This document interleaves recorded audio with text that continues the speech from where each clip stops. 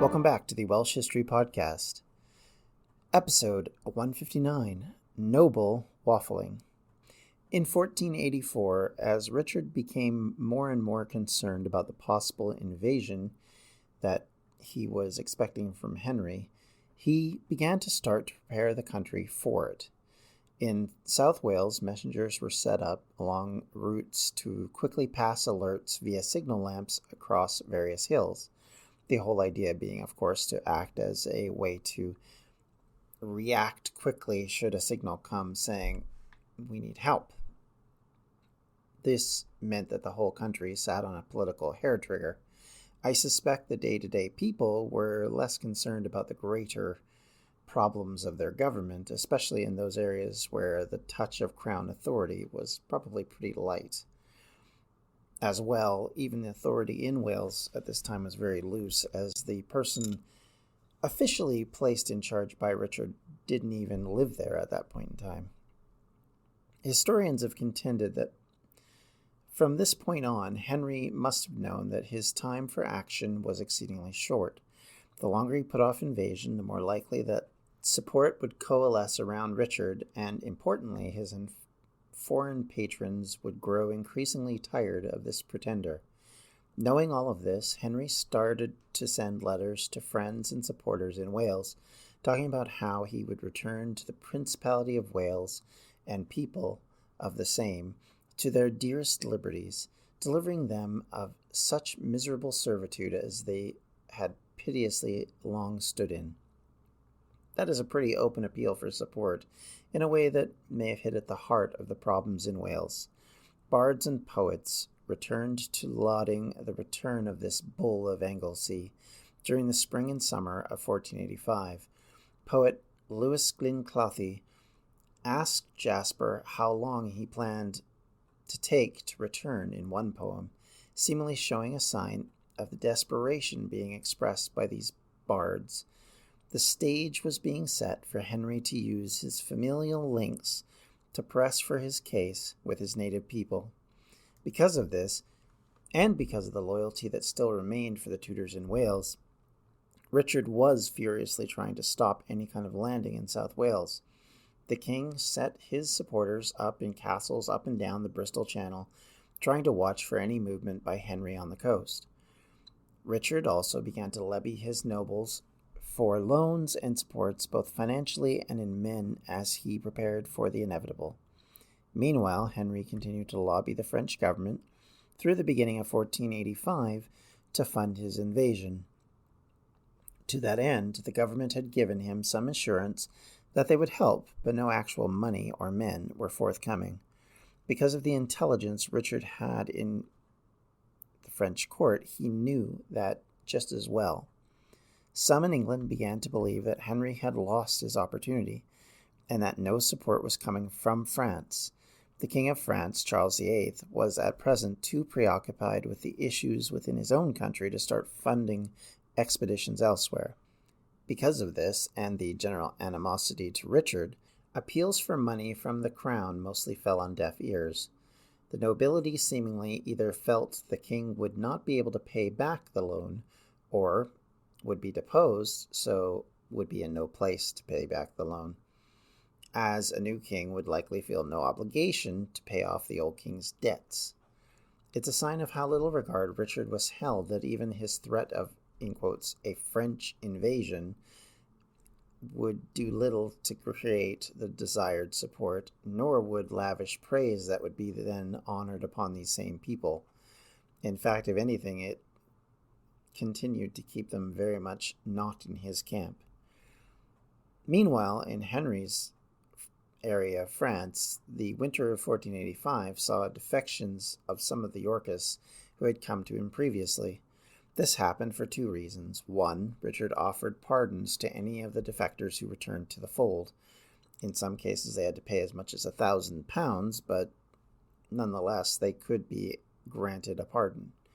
And two, many in the Yorkist side of Henry's camp were disturbed by the arrival of Oxford as a pro-Lancastrian, someone who was well and truly in the midst of the Lancastrian cause fighting on their behalf.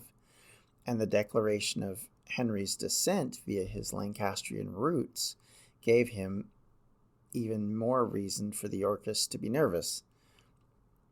Much of these problems could have been resolved if Henry was able to complete his marriage to Princess Elizabeth, but as she remained in Richard's England, the linkage to the Yorkist side was at best thinly made.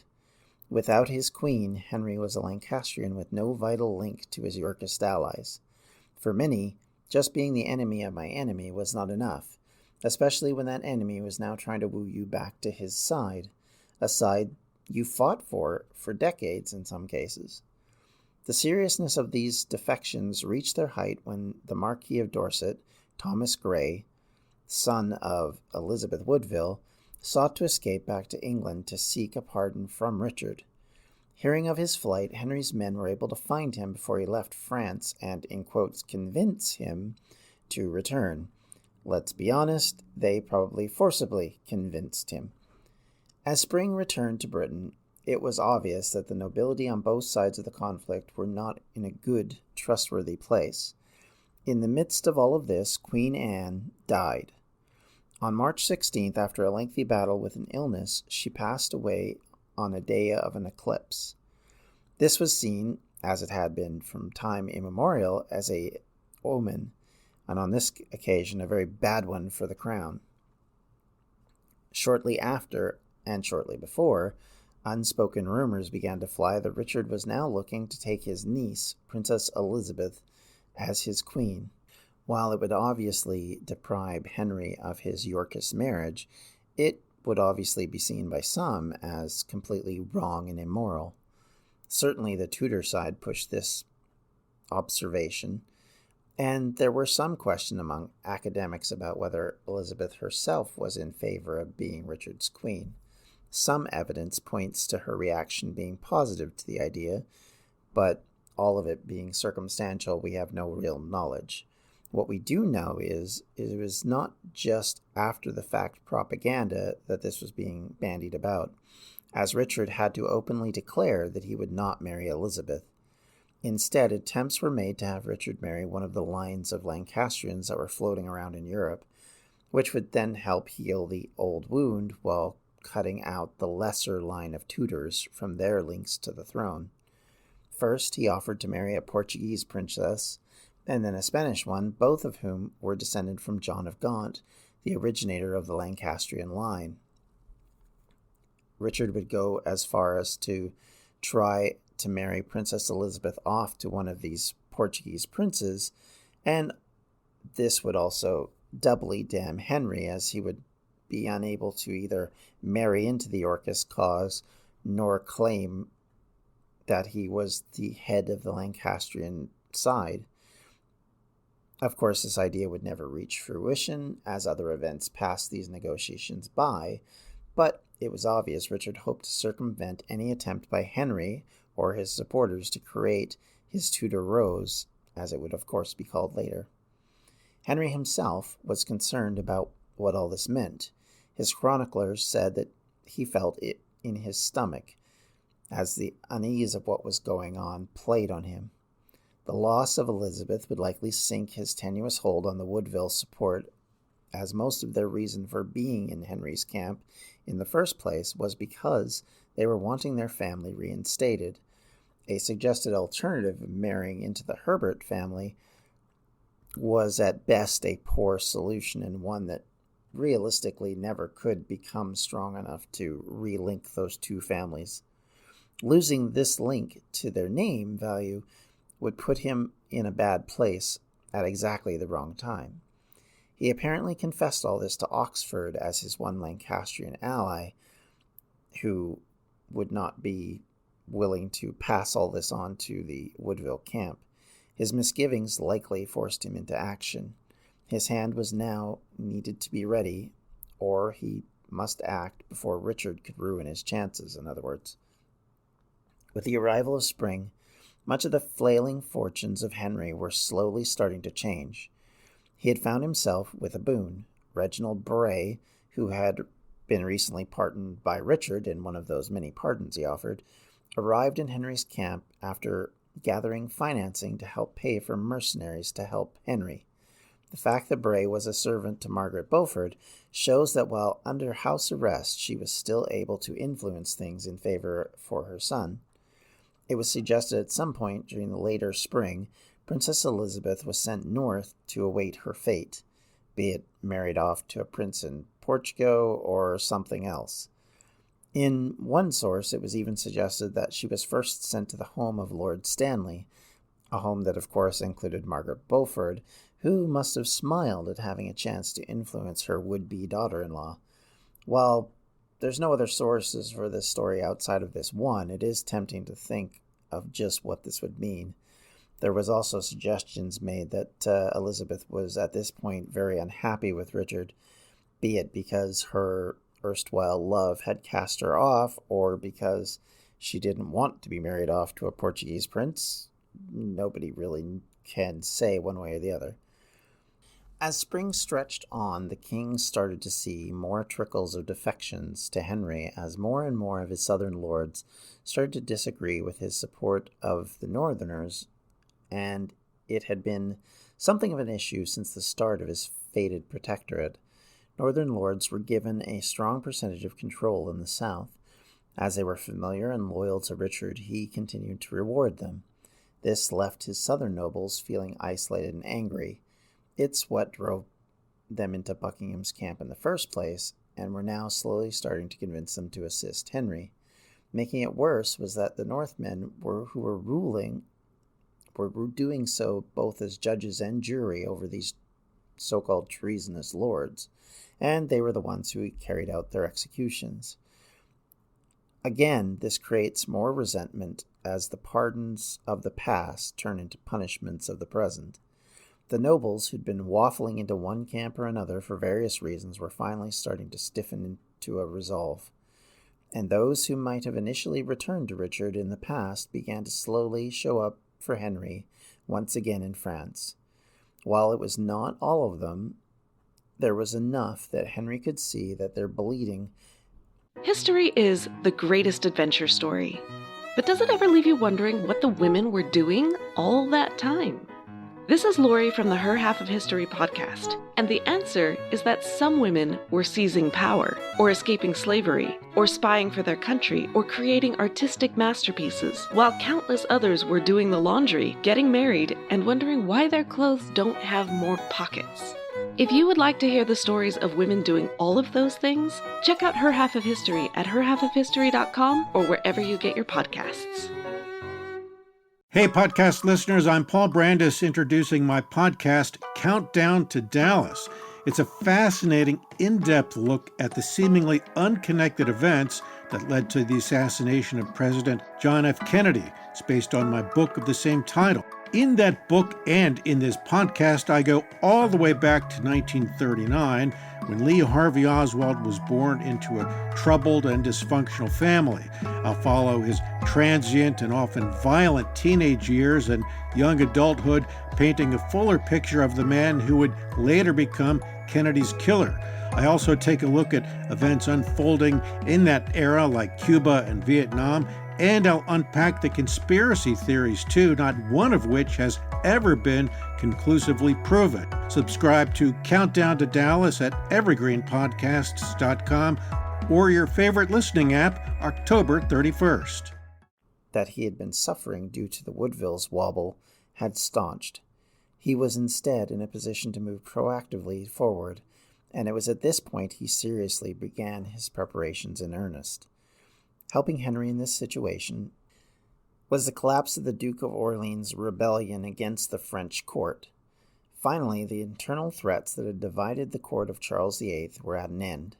King Charles as well began to place in Henry the power of kingship. He was recognized as they marched as the rightful King of England. When he was in a procession, he was referred to as the Prince of England. Henry was held up as a king in exile rather than the pretender he obviously was. Most egregious of all was that the French, at least internally, called him the son of Edward IV, which was beyond a lie and nothing more than a delusion. It made supporting him look even more noble, but the lie was so obvious it likely rankled Yorkist supporters of Henry. Henry himself was said to be uncomfortable with the suggestion, and especially considering his rather proud family lineage as a Lancastrian and a Welshman. The pressure on the French now was, instead of internal, became more external as the Bretons and Burgundian forces, led by the Burgundian ruler, the Habsburg Archduke Maximilian, were putting pressure on the French. The idea that now the English could arrive to truly tip the scales once and for all must have focused the French in their support of Henry like nothing else could. A divided or even allied English crown would be exactly the thing Charles needed to fight back against his European opponents. So the court and nobility found the money to get what was needed to push Henry onto his destiny. As Henry gathered military help in France, the king arrived in Nottingham in June to raise forces of his own. He knew that he needed to fend off an invasion which seemed more and more likely by the day. The return to the Nottingham castle at the center of England meant that Richard was now at the hub of his kingdom. In Nottingham, on June 21st, Richard reissued his call to the people of England to continue to refute Henry and his traitors. The call was similar to what had been sent a year previous when Henry was in no real position to invade.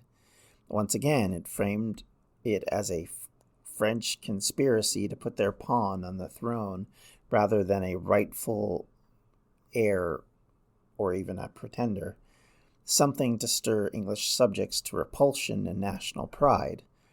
Commissions were then sent out across England, not so much in Wales, to gather men ages from 15 to 60 to the defense of the king. They were mustered for inspection at the site of their county seats, and to say that it was a ragtag allotment of armor and age groups, I think would be underplaying it.